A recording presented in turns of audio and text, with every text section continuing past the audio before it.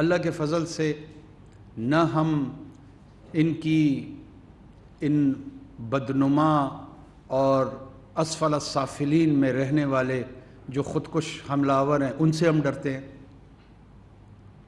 یہ جہنم کے جو کتے ہیں یہ کیا سمجھتے ہیں کہ میرا وہ سپاہی، میرا وہ بیٹا جو وزیرستان میں بیٹھا ہوا ہے، جو بلوچستان میں بیٹھا ہوا ہے، جو ملک کے کسی بھی دور دراز کونے میں بیٹھا ہوا ہے، اسے یہ نہیں پتہ کہ اللہ نے اس کے بدلے میں اس کے لیے کیا رکھی ہوئی ہے۔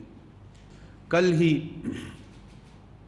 ایک اور المیہ، ہمارے 10 جوان شہید ہوئے وزیرستان میں۔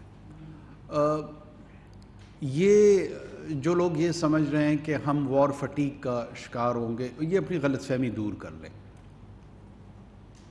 یہ جنگیں صرف افراد نہیں لڑتے، یہ انوار نہیں لڑے گا، یہ کرنٹ آرمی چیف نہیں لڑے گا، یہ کرنٹ پولیس چیف نہیں لڑے گا، یہ کرنٹ چیف سیکرٹری نہیں لڑے گا، یہ کرنٹ چیف منسٹر نہیں لڑے گا، یہ جنگیں قومیں لڑتی ہیں۔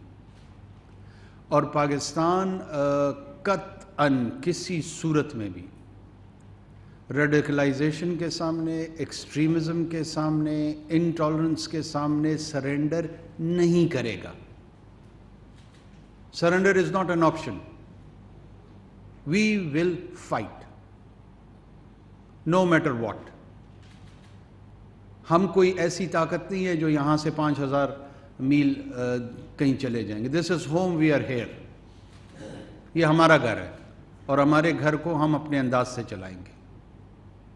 جس کو یہ غلط فہمی ہے کہ اس طرح کی کبھی اور حرکتوں سے وہ یا ہمارے حوصلے پست ہو جائیں گے یا ہم تھکاوٹ کا شکار ہو جائیں گے، وہ اپنی غلط فہمی دور کر لیں۔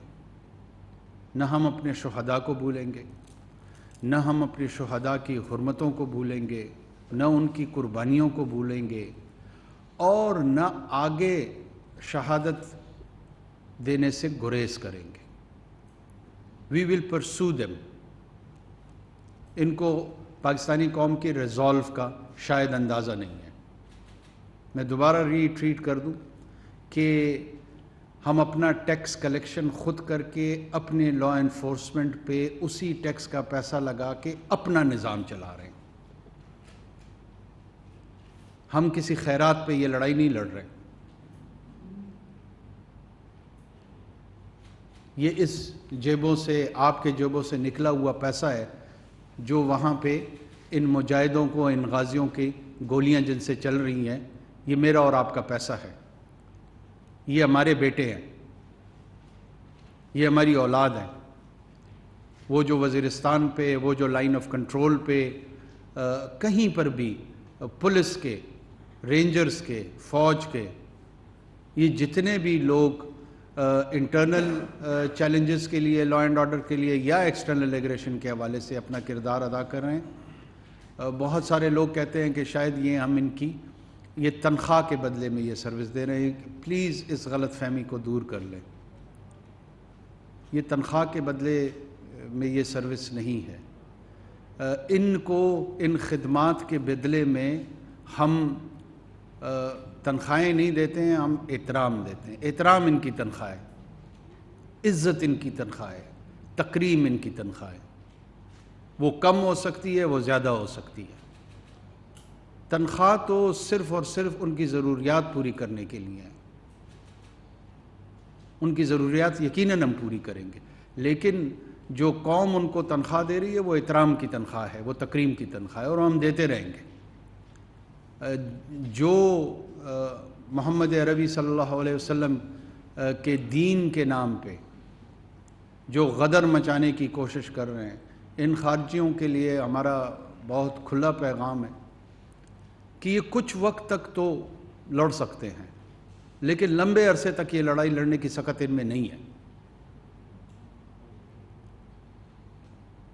یہ بالکل مس کیلکولیٹ کر رہے ہیں، غلط ریڈ کر رہے ہیں کہ ان کا واسطہ کس سے پڑا ہے۔